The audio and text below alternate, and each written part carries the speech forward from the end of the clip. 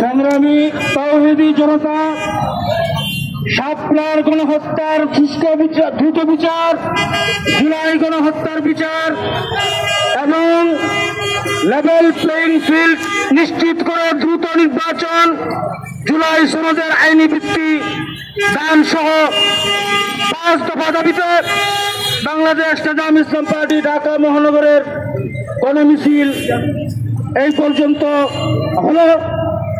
আজকে গণমিছিলের প্রধান অতিথি ছিলেন বাংলাদেশ জামায়াতে ইসলামী পার্টির সংগ্রামী মহাসচিব মাওলানা মুসা বিন ইজহার